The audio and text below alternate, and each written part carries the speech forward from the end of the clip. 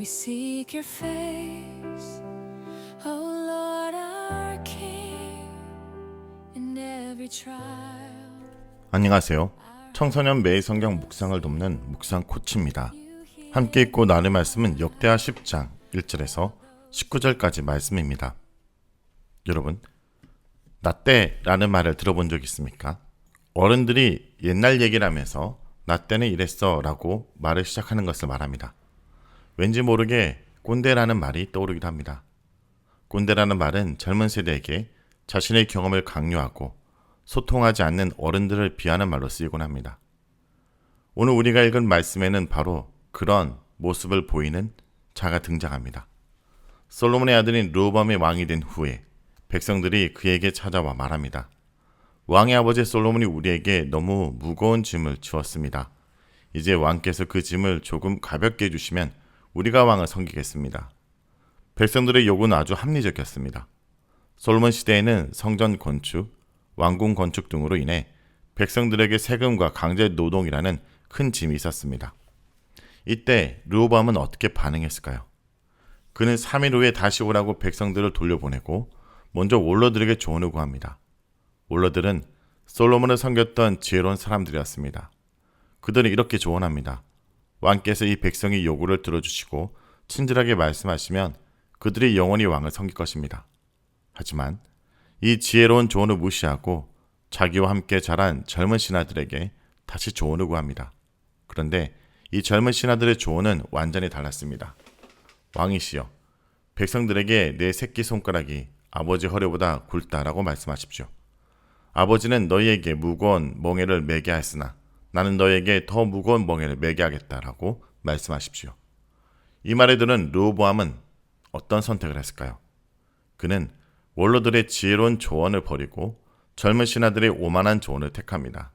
그리고 백성들에게 다시 나타나 그들의 요구를 무시하고 오히려 큰 고통을 주겠다 선언합니다.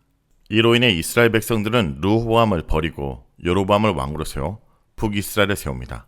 결국 솔로몬의 왕국은 르호보암의 오만하고 어리석은 결정 때문에 두 조각으로 찢어지고 맙니다.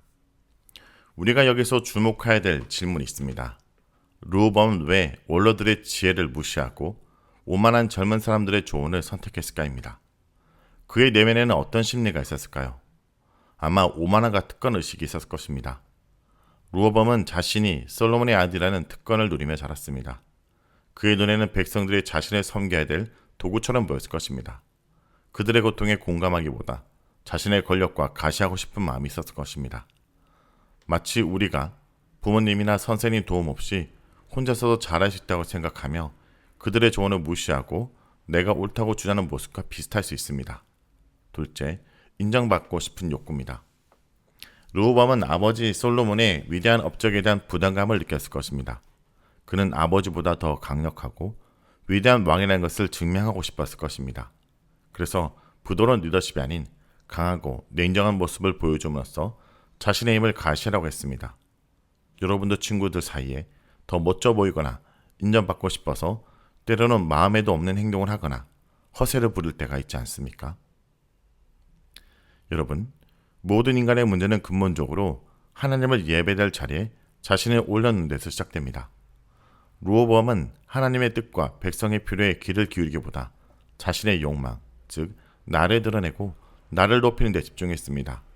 이것이 바로 그의 비극적인 실패의 원인이었습니다. 하나님은 우리에게 지혜를 주시기 위해 주변에 좋은 멘토와 조언자를 주셨습니다. 선생님, 부모님, 교회 공동체 안에 있는 지혜로운 어른들의 조언은 하나님이 우리에게 주시는 은혜의 통로일 수 있습니다.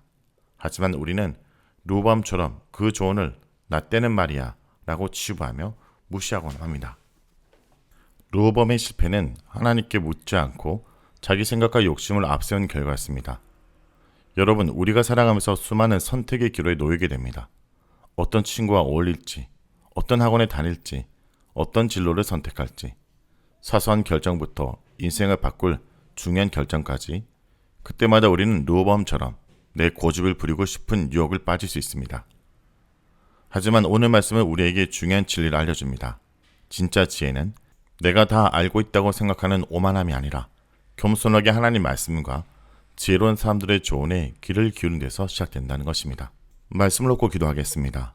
주님, 오늘 말씀을 통해 우리 안에도 르호보암처럼 나의 생각과 고집을 내려놓지 못하고 주변의 지혜로운 조언들을 무시하는 마음이 있음을 고백합니다.